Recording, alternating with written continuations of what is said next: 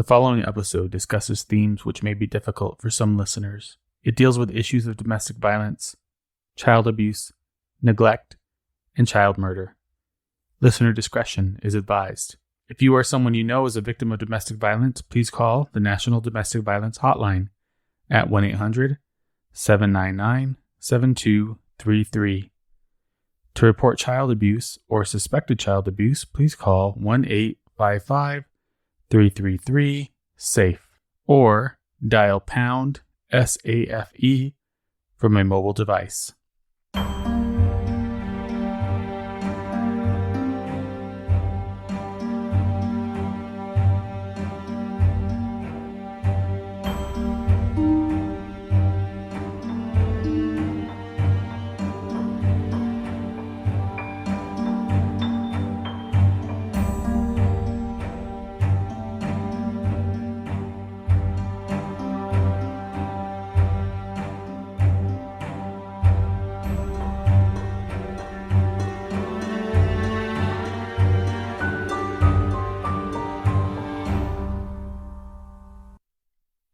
New Mexico has never done a great job of protecting children from child abuse.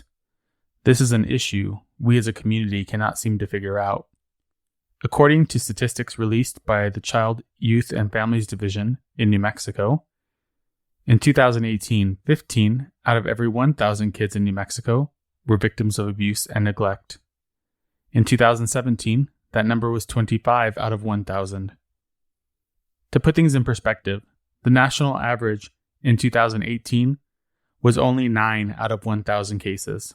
And in a 2019 Albuquerque Journal article, Dan McKay states, only 3 states had a higher rate of child maltreatment than New Mexico in 2017, the most recent year for which data is available. I have said over and over again on this show that the problem of child abuse and child murder in New Mexico is not new. These challenges and issues continue to plague New Mexico to this day, and they will continue to be an issue unless we are willing to face it and address it. This episode is very close to home for me. It is a story of why I started this show. It is the story of the murder of my brother, Jacob, from 33 years ago. I start this episode by speaking with my mom and walking through the details of the case. I'm hoping that this episode will get people talking about the issue of child abuse in New Mexico. I did not initially want to release an episode about my brother because I was worried that it would be too intense.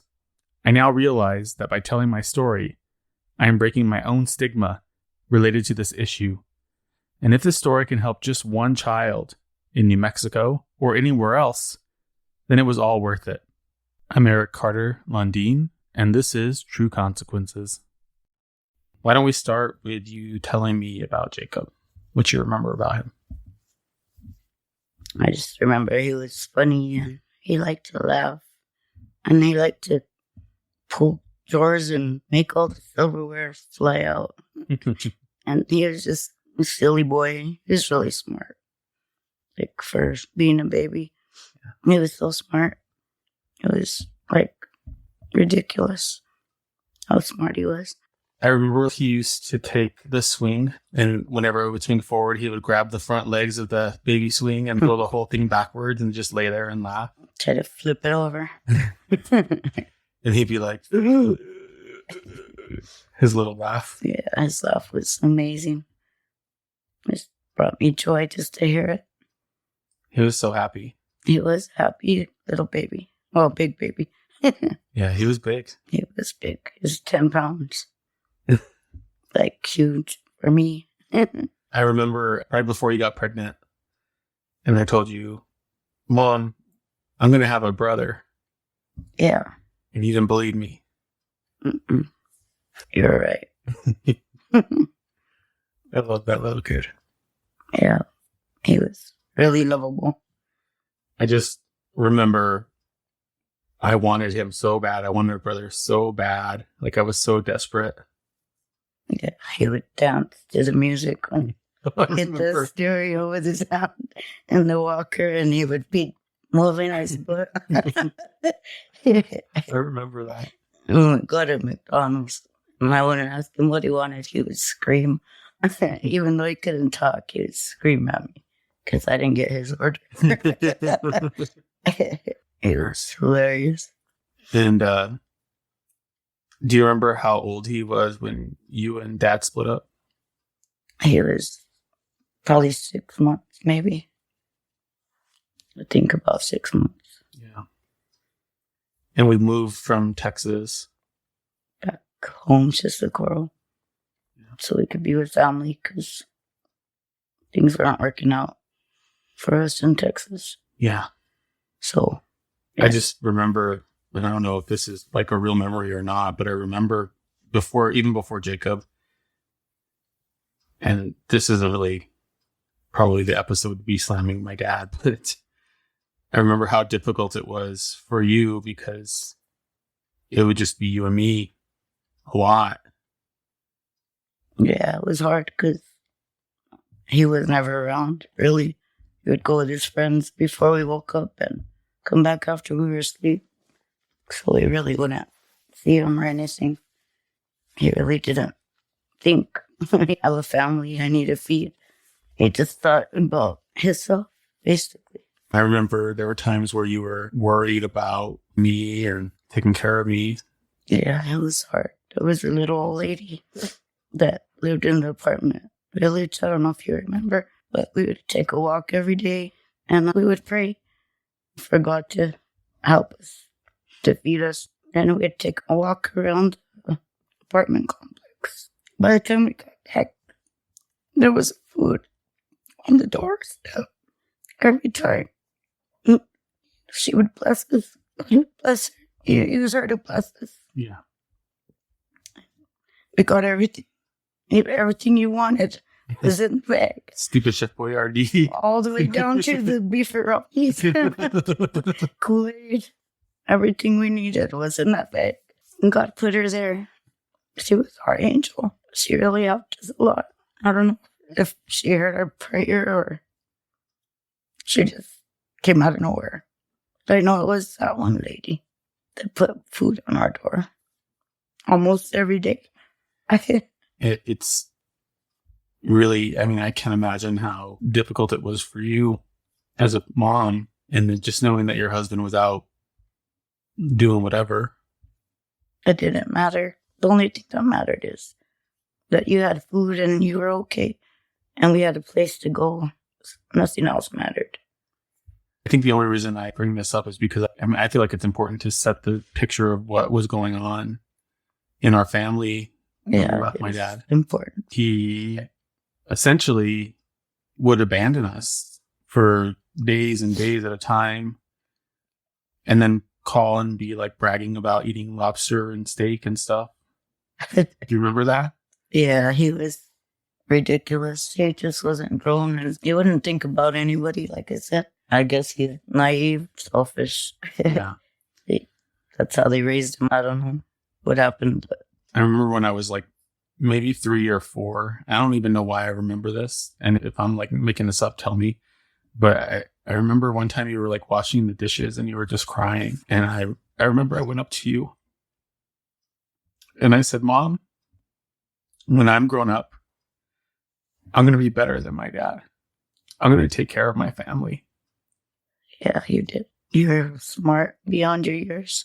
You got the whole picture, not just part of it. You were more grown than we were, I think, in your mind and in your thoughts, and you had it all together. Well, I think I've always had a sense for what's just and what's not. And I knew that wasn't right. I knew that wasn't fair and it wasn't okay. Yeah. Understand, I guess is what I'm saying, why you decided to take us home. Why you decided it was better. And I think it was the right choice. But it was hard because if I had to work and take care of everybody, I might as well come home and do it here. Well, at least we had where I had family and people that help. People that care. Yeah. Instead of nobody. Yeah, except for me and you. Yeah, and that one lady that I don't even know. But God bless her. So Jacob's 6 months. We come back over here. And you'd already started seeing. We were just talking. He weaseled his way into my life, basically, because he was a con He'd tell me lies about, well, they weren't lies, but he would tell me stuff to make me question your dad. Like, he's calling so-and-so behind your back and this and that. And I look at the phone bill and sure enough, it's on there. But I didn't know he was using it to try to get me away from him. Like, conniving kind of way. He just was ploying and plotting and thinking how he could get us to break up. Yeah. And he pretty much did it because he left his wife and I left your dad, and then I don't know how it happened, but he weaseled his way into my life. I started talking to him and I don't even know what happened. I never really liked him, but he was just there. He like manipulated his way in. It sounds like he knew what to say and how to say it. And I think it's important to know that he was my dad's best friend. Yeah, that's the whole thing. Is he was using your dad to try to hurt me, and he was your dad's best friend, so I wanted to get back at him. And the best way I could think of is his best friend. That would hurt him the best. Instead of hurting him, I put myself and you in a predicament and Jacob, that we couldn't escape. Yeah, but you can't take responsibility for the actions of a psychopath. It's not your fault. I blamed myself for many years, but I've come to realize that it's not my fault. You have no control over his behavior. And I remember when I first met him, I think like we went to his place to watch movies one night, and he was like so charming and so fun. I remember I was like, oh, I like this guy. He's actually interested and he's talking to me. And so I, like, anybody would have fallen for that. Anybody would have seen that as a good thing and not saw through that, because he was really good. He was a good con at hiding who he really was. Yeah. It was, I don't know how many years he's done it, but he was a pro at making himself look good and making people feel comfortable around him. And I think we had to learn some of those skills later as well. It's true. So you're dating him. Okay. He's in my life. He's in your life. Okay. No matter what happened, I don't know. He weaseled his way into my life. Yeah. Even though I didn't like him. And he conned me into, I don't know, I guess I liked him and believed him after a while. Yeah. Because he was a good con artist and he lied to me. He told me everything I wanted to hear, I guess. I feel like everything moved pretty quickly before I knew it. We were living with him. Yeah. He was like, I don't know how to even explain it. He was like some animal waiting to pounce, basically. I see what you mean. It's like he was waiting. He saw an opportunity in the trouble that you were having with my dad and took advantage of it. Basically. Yeah. That's the whole story. Is he took advantage of me when I thought he really cared. Well, you were your most vulnerable too. Yeah. And he didn't care. He never cared. So, but that doesn't matter. For my listeners, want them to know that we're not going to use his name. The person who's responsible for so much trauma in my family's life. We just don't feel like, first of all, it's not a closed case. It's open, and I don't want to jeopardize any of that. But also, he's really not worth any mention or acknowledgement of who he is. As far as I'm concerned, he's just a piece of shit. Child killer. So shortly after, things started happening to Jacob. It was like weird stuff would happen. There was sunflower seed shells in his bed, in his crib. He was getting hurt all of a sudden for unexplainable reasons. And basically what he told me was lies. He would tell me that my son, you, kicked Jacob in the head when he was walking by, that he happened to see it and this and that. But that wasn't true. He was actually, I believe, he was hitting him every time he got a chance. Every time we turned our back, he was hurting my child, your brother. I remember being blamed. I remember being very confused. And I think you know me better than most people. And I especially at that age, really wanted to make everybody around me happy. And so I think I said what people wanted me to say or what was being said to agree with them because I didn't want to cause problems. But he made you say that because he said for you not to lie. So I think he coerced you to say stuff that wasn't really happening to cover his own butt. Yeah. And at this point for me, there was no abuse towards me yet from him. Like that, he was still hiding it. Yeah, he was still relatively nice to me and would hang out. I don't remember him hitting me or any of that at this time. He wouldn't touch you because he knew he would tell me. And I was about 5. Yeah. I think. You're almost 6. So it was kindergarten time. I remember that because I loved my kindergarten teacher. She was so cool. And then I had to go to California and get a new teacher. I felt that I needed to remove you because even if something would happen, I don't want you to be blamed.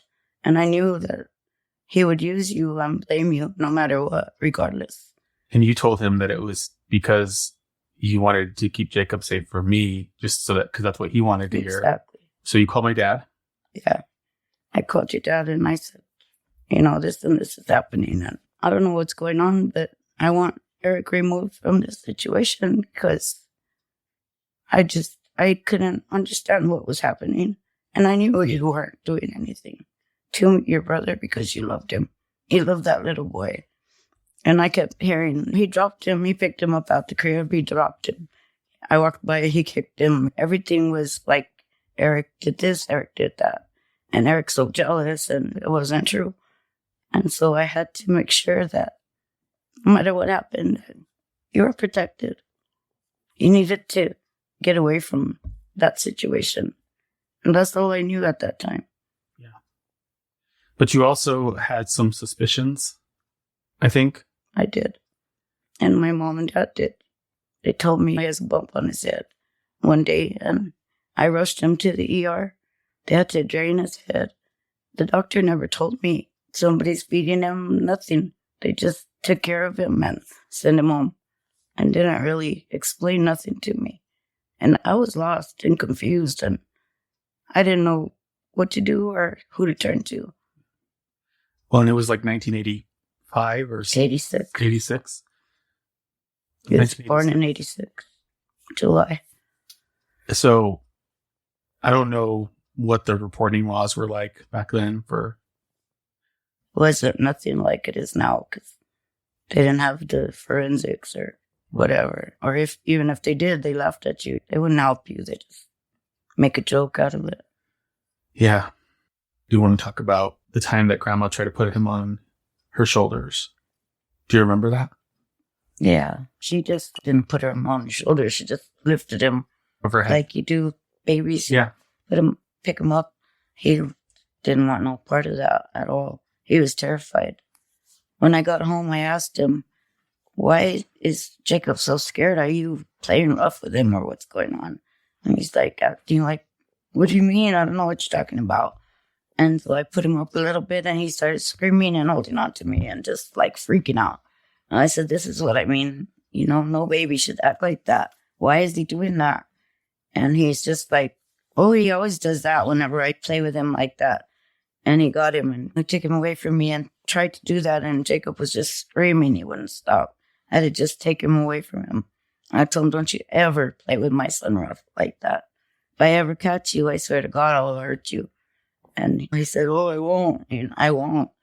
And I don't know. Everything came out of his mouth as a lie. So I think that's important for people to understand and like why we're so adamant that this is the person that did this. Right. Aside from the fact that he tried to blame a 6-year-old boy Exactly. for all of this stuff, Jacob, like you talked about it a little bit before, but Jacob was not a fraidy cat. He was not a scared kid. He was crazy. He liked it. He enjoyed like crazy stuff. Yeah. Before this idiot came into the picture. Like I even talked about how he used to pick up the whole swing with him. You said he pulled the silverware drawer open and all this. I remember all the knives and forks and everything. It makes so much noise. Nothing scared him. So for him to act that way was out of the ordinary for him because he had no fear. Exactly. That should bring red flags to anybody. If their kid acts like scared of anything like that, they're holding on to you so tight. Pay attention to that. That's a sign, a real big sign. I was 26 and stupid. I'll admit it, but pay attention to how they're reacting. If they react too, because that'll tell you a lot. Yeah. So I don't remember a lot from that time. I remember being in California. I remember going to school there. I remember my dad and I were like staying in almost like a garage of someone's house in bunk beds. I don't even know. I think you're with Nikki and somebody, and Nina would take you to school. She was in a wheelchair. Yeah, I used to sit in the front of her wheelchair, and she would. So I knew you were okay. So I was okay with you being there for a little bit, but I wasn't going to leave you there forever. I just wanted to see what would happen and get you out of that blaming game that he was playing, because I didn't believe none of that. When the weird stuff didn't stop after I left. Weird stuff got worse. Yeah. Jacob, when I would try to put him down, he would just hold on to me so tight he didn't want to let go. And that's something that people need to hear. If you take your child somewhere and they don't let go, there's a reason. That's the first sign. Yeah. I didn't get it. I thought he didn't want to let me go because I'm mom. That wasn't it. He was terrified. He was scared. He was holding on. He wouldn't want to let me go. And I didn't understand why at all. It was just a nightmare. Yeah. And I didn't know what was happening. I had a job at Supermart, and you were gone. He had an operation on his head before you left, and I wanted to make sure you weren't blamed, no matter what happened. And so I was at work, and my mom called me about an hour before I was going to get out. And she said, I want to go to church. What do I do with the baby? Where do I take him? And I didn't know what to do. There's no cell phones. There's no whatever. All my family worked. And I said, I guess take him to my boyfriend. He was my boyfriend. Take him to him. He said, it's only an hour before I get out. What can happen in an hour? My exact words. I have forever regret those words. And that during that hour, I had felt so uneasy. I never told this to anybody. And I was begging my manager, please let me go home. It's not busy. You don't need me here.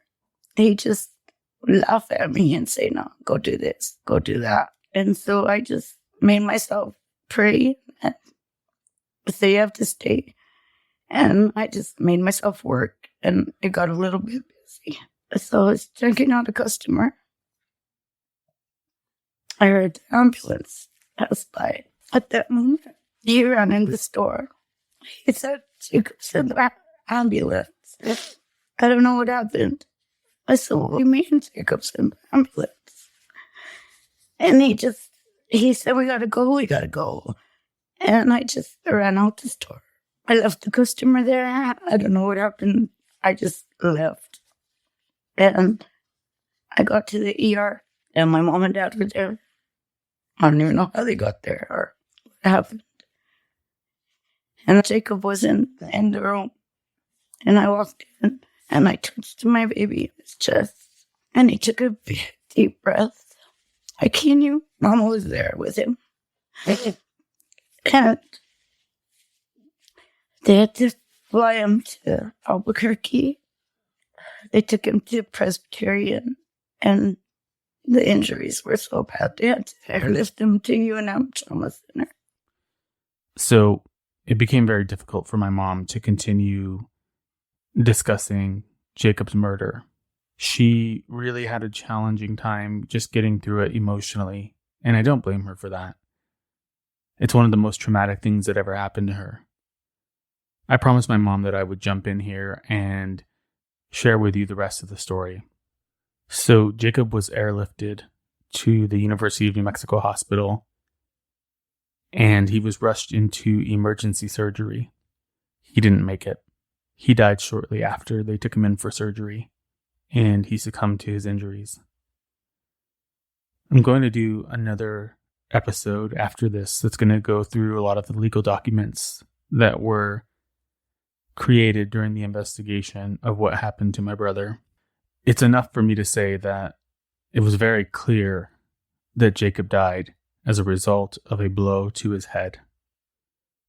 And the medical examiner said that it was probably an open hand, about the size of a man's hand. He also said that these injuries that he experienced, the symptoms that he experienced after he was hit in the head, likely would have started half an hour after it happened. Shortly after my grandmother dropped off my brother, my stepdad hit him in the head. And within 30 minutes, he was starting to vomit and convulse and went into a coma. The reason I say this is because it was within minutes of being dropped off that he shows up at my mom's work, and my mom hears the ambulance going by.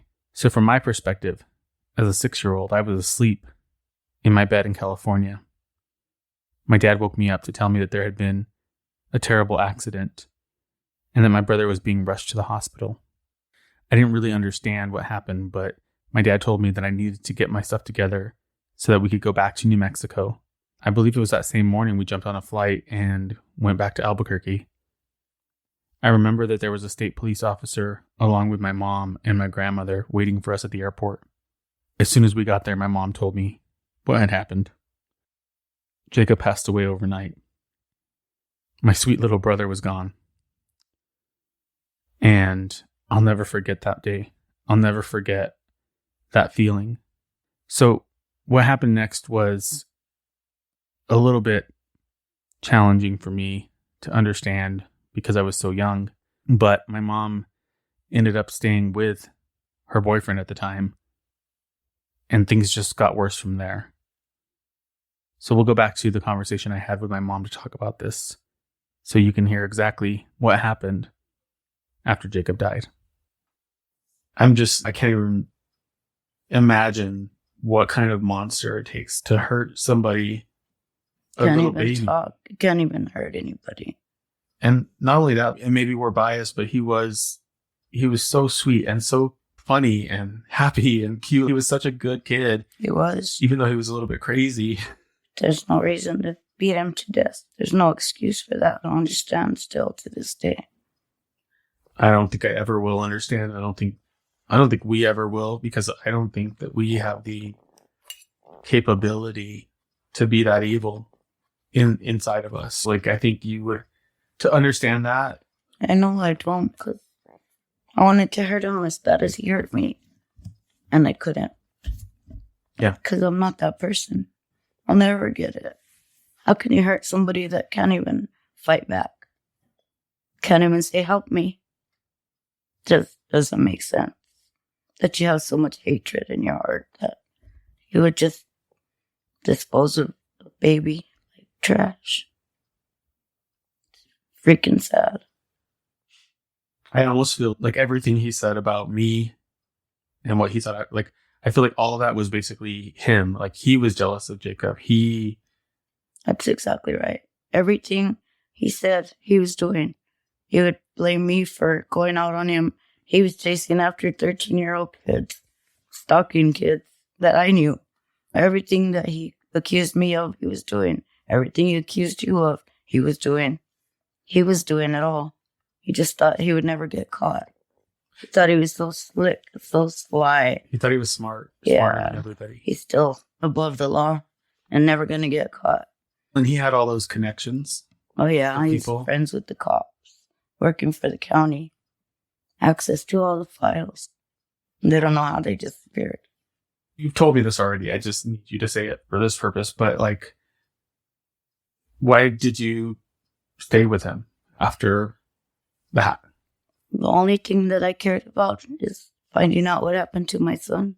I didn't care about anything else. I just wanted to know the truth. I wanted to know what happened to Jacob. And I stayed with him because, like I said, I wanted to hurt him, like the way he hurt me. And my mind wasn't right, and I wasn't thinking right. And if I would have ever known he was like that, I would have never, ever been around him. But I didn't know he hid it so good. Yeah. He told me everything I wanted to hear. He was so charming and such a con artist that I really thought he loved me. He didn't love me. He just wanted to use me and keep that over my head. For 3 years, he abused me. He put a knife to my throat. He said the only way I was going to get away from him would be in a body bag. When you have a dagger to your throat, they say, are you leaving after they beat you and put a dagger to your throat and say that to you? Of course, you're going to say no. How are you going to leave when they're trying to stab you in the throat and kill you right there? It's scary. He was just like, he hid out. He wouldn't even come around me for a week after Jacob died. I had to go look for him to see what's going on. I didn't know what was going on or what happened, or all he kept saying is, it was an accident. It was an accident. And meet me at the graveyard so I could talk to you. Why am I going to meet him at the graveyard when he put my son in the graveyard? Yeah.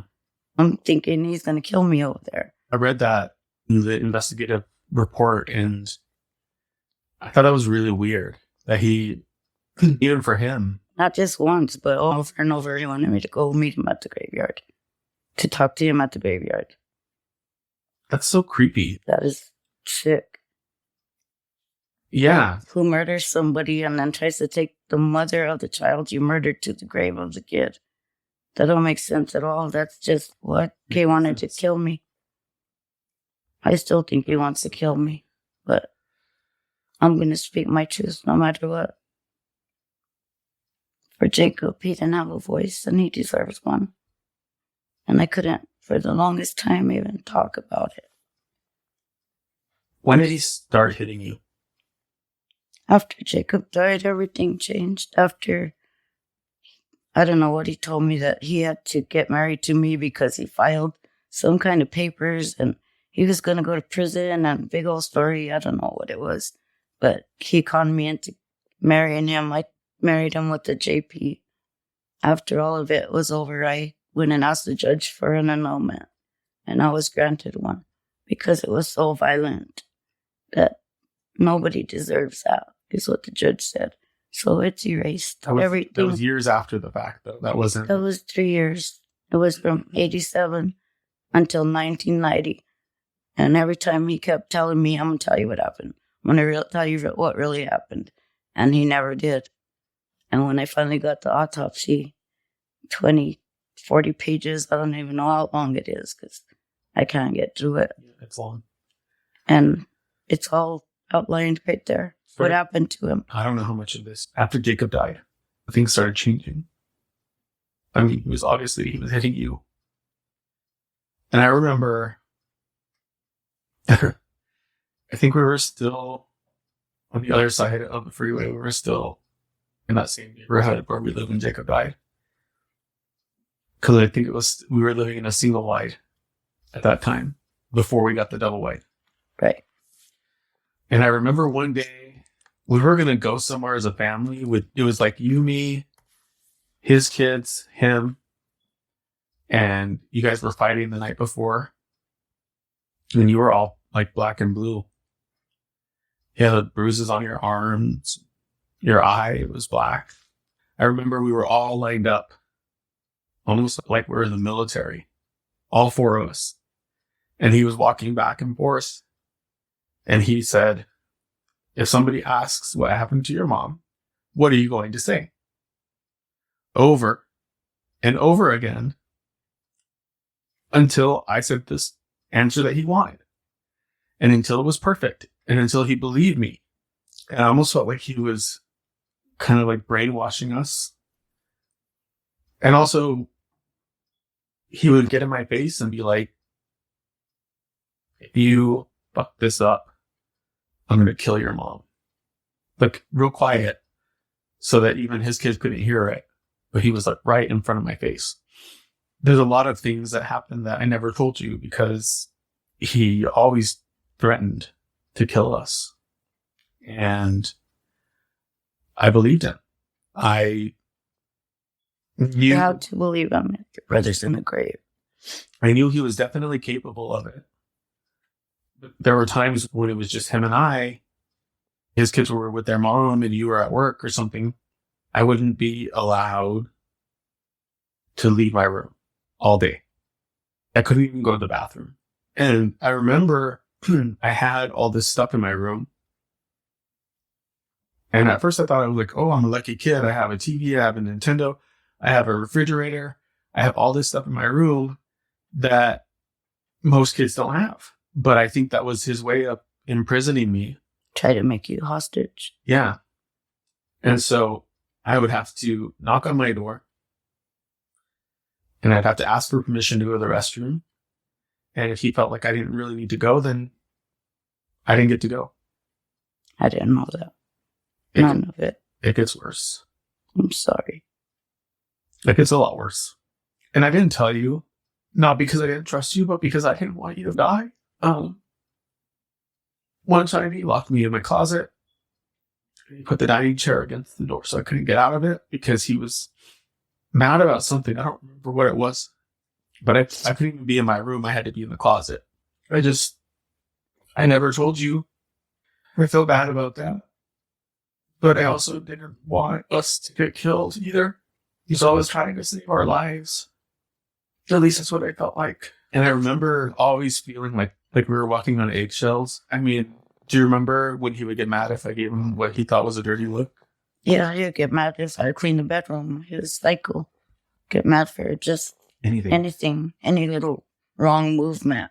Say something wrong, you do something wrong. Hell breaks loose. I don't feel like we really did anything wrong, ever. You know what I mean? Like, I don't feel like... We did nothing to deserve that. Yeah. He's the one with the problem. I mean, there would be times where he'd be like, stop looking at me like that. And then I would just look down.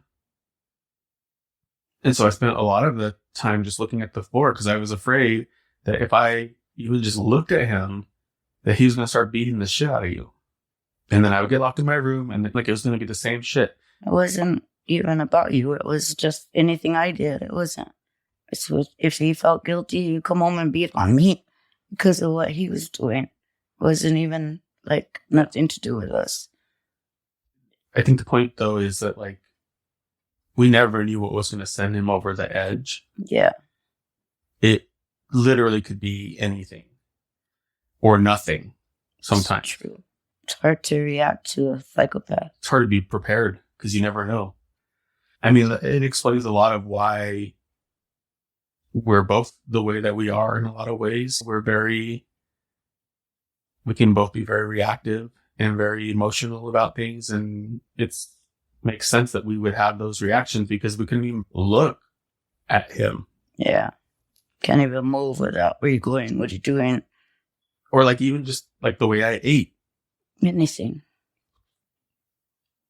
And I think that really caused me to have a lot of hatred for myself. Because I felt like I was bad and damaged and wrong. And I started to believe that.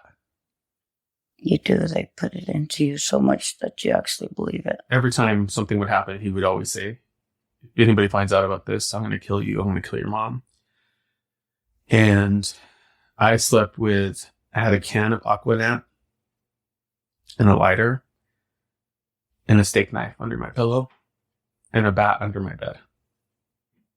But I knew I needed to do something to protect myself. And I don't know if you remember this one time. It was the middle of the afternoon. And he had locked me and his kids in our room. And he was beating the shit out of you for a long time. And then you stopped screaming. Yeah. I remember. And I broke out of my room through the window. I busted the screen window out. And I started throwing rocks at your room window. You saved my life. He was choking me with the wire hanger because I kept telling him I was going to leave. And I was going to leave. And he choked me till I almost passed out. And when he jumped out the window, got him off of me. And that's the only thing that saved my life that day. I remember he chased me out of the house, and I ran across the street to the neighbors because I was friends with that little boy. And I was like banging on their door. I'm like, let me in. He's going to kill me. Let me in. He's going to kill me. They pulled me inside. They already knew what was happening. I think they had to. I screamed as loud as I could. Nobody would ever help. But she pulled me in the house, and she loved me. That their parents, we all got along. Because he used to go read to their little boy. You're a good kid. And I remember I said, call the cops. He's going to kill us. It was like 1990, probably. He moved into that other trailer. And that's when I left him. I feel like he wasn't being as violent. I feel like the double wide was the worst. Yeah. I don't know why, but he went psycho in there all the time, like a Jekyll and Hyde. One day he's happy and smiling. The next day he's trying to kill you.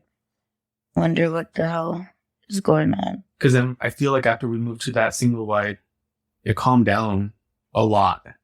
Because he was busy stalking somebody else instead of us. My cousin? Trying to be at the bus stop and do all kinds of stupid stuff. So she was 14? And he was making like lewd calls? He was calling her and telling her to come over when I'm at work. And he thinks she's so pretty, and I get mad at him because he's always staring at her and all this garbage. She was very outspoken. Yeah, she didn't care. She told me right there in front of God and everybody. And that's what you need, is somebody to help you get out before they kill you. Yeah. It's somebody that's going to stand up and tell you the truth in front of their face. And then I just don't care. Come hell or high water is coming out. I think she saved both of us. She did. I don't even know if she knows. She does, because she went with me when I left him, because I took the cop and I took her and I took my sister, and that's all I needed is her and her big mouth. And I got away. Wow. Turned it around on him. I'm really grateful. And we got away. I'm grateful for her, because I think if we would have stayed there, I would have never told you anything. Yeah, I don't think he would have allowed it. But she really didn't have any reason to be afraid because she wasn't in it. She didn't know what was happening, and yeah. And I think even if she was there, she still would have told. She would have been mouthing off to him the whole time. Yeah, I'm not gonna fucking say that to them. I'm not gonna lie for you. I'm gonna tell them that you hit her. That's exactly who she would be. Exactly. She don't care. I was too scared. No, but you had a reason. We were both too scared, and we both had a reason. You don't take, I'm going to kill you lightly, I'm going to kill your mom lightly, especially when they already killed your brother. Yeah. So I get asked this question all the time. And honestly, I don't know how to answer it, but I think it's a question we both probably ask ourselves all the time, which is, how is he still free? Who knows? That's just like, why did they never press charges or do anything? Question somebody and just let them go after they admit what they did? That's ridiculous. I don't understand that still. I was shocked when I was reading the investigation report, and at the end where it says certain officer told the investigator that a lie detector test would not be necessary in as much as they obtained a confession. But why did they still do it? They still did a lie detector test that he failed. It mentions the confession twice. So how come they didn't do nothing to him? Why they cover it up? Yeah. When it's right there in black and white. Like, I don't understand hematoma and subdural or hematoma, but I know it's not something good. All those injuries he sustained. Yeah. I don't understand doctor terms, but blood. He basically was bleeding inside of his He was skull. killed. He hit him. He hit him. And there's several points in there where the medical investigator, the investigating officer, and there's a couple of other people. It's on the death certificate. Very clear. Yes, it's homicide by child abuse. It's right there. Why didn't they do something? Yeah. What else do you need? I don't understand how he never even had a grand jury trial. Nothing. Let alone a prosecution trial. Like, he had nothing. He never had to answer. You said he did one night in jail? One night. And then he was gone the next day. His daddy took him out. What's that? And then you go hide. That's not a guilt. So I know you were like pressuring the DA after you left him to do something. I was pressuring everybody. I was raising hell. I remember. Because I just didn't understand why I didn't do nothing. And I wrote letters and I never got responses, and I just didn't know what to do. Once I could talk about it, and I did know he was a liar. And everything he said was a lie. Once I got the autopsy. One thing that amazes me still about you, is that you're probably the best person I've ever seen at documenting things. I don't know anybody that's as good as you at that. But there's a reason. Well, I know you're smart about it. No, when you go to court and you're trying to get a restraining order on somebody, and you say that he hit me, what day did he hit you? What time? What time did he hit you? What kind of stupid question is that? He's beating on me and you want me to check the time and check the day? Like, seriously? So once they did that to me, forget it. I write down. So I read through a lot of your notes, and a lot of it took me back there. I remember those days. I remember him like being right by my window saying shit to me through the window. I'm going to fucking kill you and all this shit when I was 11 or 12. Still trying to stalk us. And I used to be so afraid. Like, I would sleep under my bed, but he would be like, I'm going to fucking kill you. So I sleep under the bottom bunk. Or in my room. Or in your room. And I don't know if you remember, but my personality, like who I am now, I was not like that when you left him. You're really scared and scared to talk and a lot. You've changed a lot. You became Eric instead of who somebody's trying to make you be or make you confess to or whatever he's trying to do. I don't understand that either because you don't do that. I remember Auntie used to get mad at me because I would apologize like all the time for nothing. I literally would just walk around saying, I'm sorry. I'm sorry. I'm sorry. And it made you feel like everything you did was wrong. Like everything. Even breathing. Breathing, eating, having my eyes open. It's just existing. So I remember I used to get in trouble because people would yell at me for saying sorry, and then I would say sorry because I was saying sorry too much. And You're traumatized. I was a scared little boy. You're traumatized. Yeah. There's no other way to say it. I never made eye contact with anybody. Like, I remember when you started dating Dad, and he used to yell at me because I wouldn't make eye contact. I wouldn't want to shake anybody's hand. And like before all that, I was a happy, hyper, regular little kid.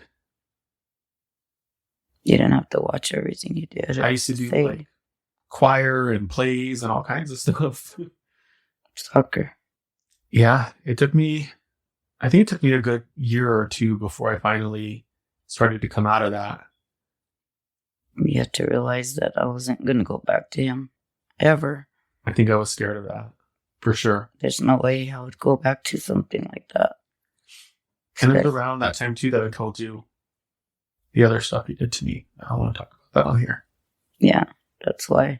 Because you opened up to me and you never had before. So that meant a lot to me. It's enough to say that he's a physical, mental, and sexual abuser. Yeah, that's too good of words, but yeah. Sadly. And a psychopath.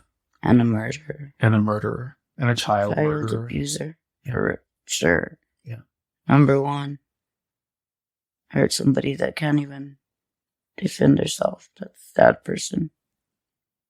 So I know that for you and me, we've been sitting on this for 30 years, 33 years. Than you. We both have really, I think, had a hard time. Our whole family changed after Jacob died. Even the way they interacted with us as our family changed. The relationships that we had with them changed. He literally perverted every aspect of our lives. It tried to literally destroy us, even with our own family. And of course, we love our family still, and we don't blame them for anything. It's hard to, I don't know how I would react in a situation like that either. It was shocking. It was so shocking for everybody because everybody loved Jacob. And he was healthy, and there's no reason for that to happen. And I don't think our family had experienced anything like that at that level ever before that. People got sick and died, but we never experienced like murder. No. When you're growing up with somebody and you go to church with them and you go to school with them and you think they're normal and they act normal and present themselves to the world as normal. But inside they're really a Jekyll and Hyde monster killer. I don't get it. People that I know that I'm close to, when I said I was going to do this episode, when I did the podcast, first of all, and I talked about Jacob a little bit, a lot of people were like, you didn't tell me that your brother was murdered. Yeah, I didn't. I don't walk around talking about this all the time. Not a topic of conversation. It's not something that I enjoy talking about. It's not something that I am comfortable talking about, honestly, because it hurts so much. And even in like the safety of my mom's house, it's still hard. It still hurts. It's still fresh. Yeah. I get so mad when I get accused of using Jacob's death to make money or to get famous or whatever. Like, I don't want any of that. I don't even care about that.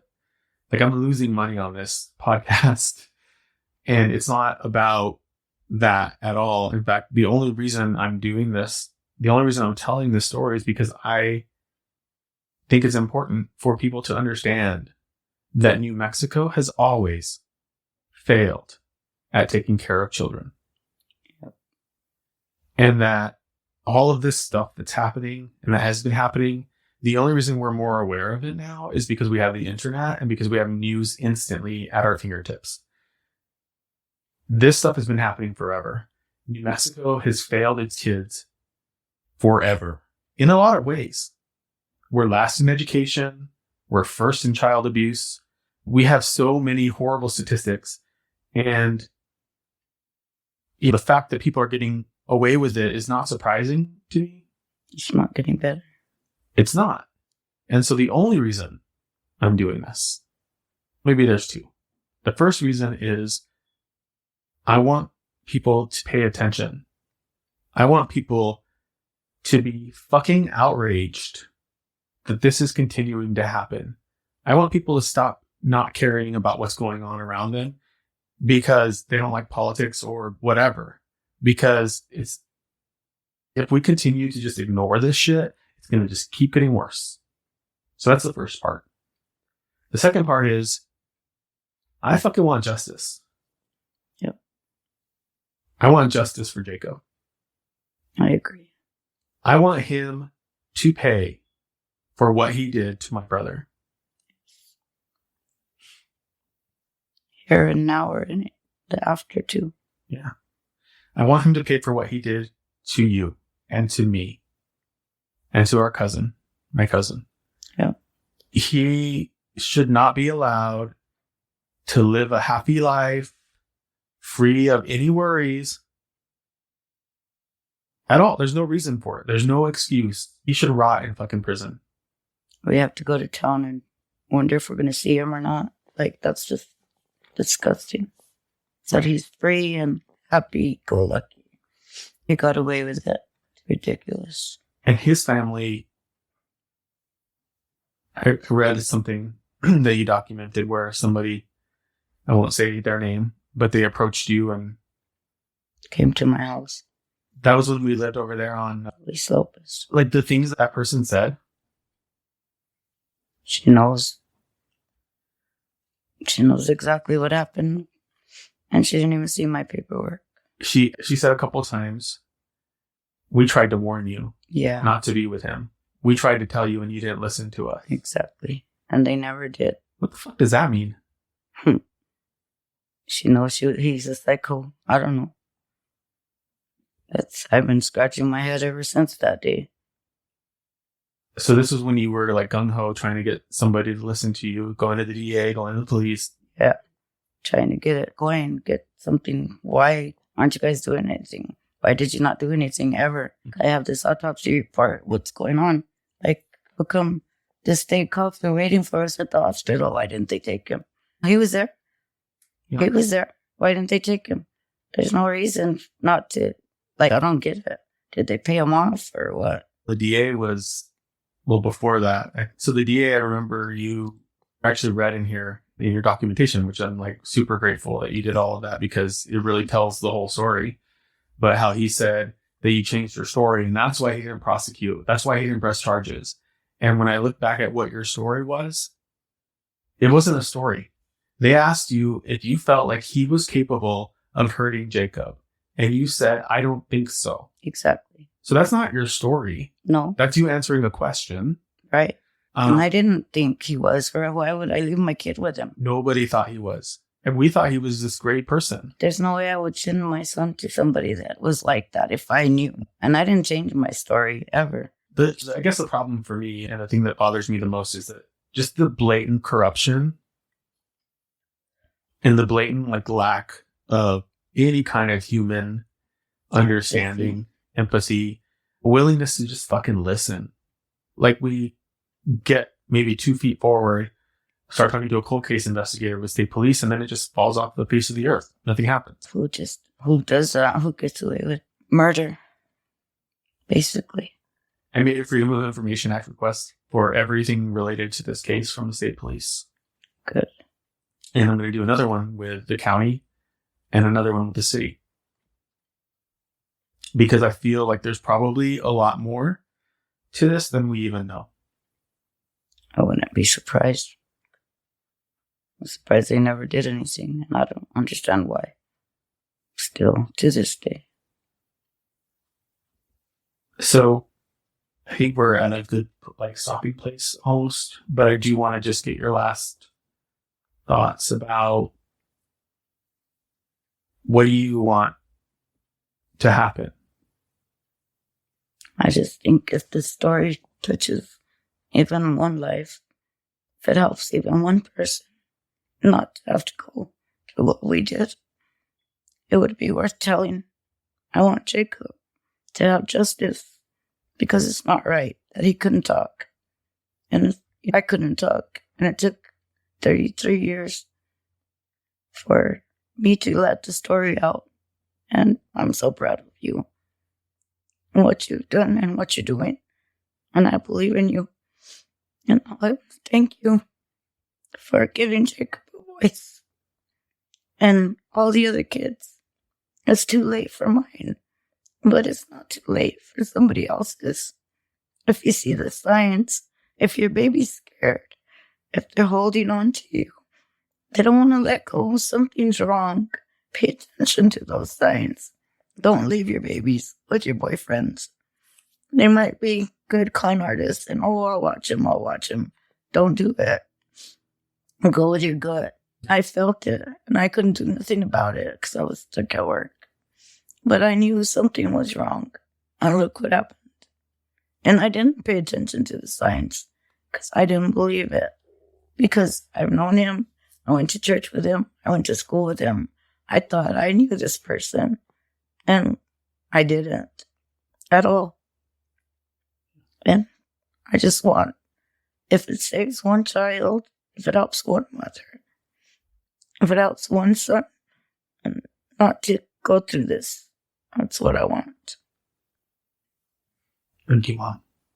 Thank you. Thank you. I know this was not easy. Anything worthwhile isn't.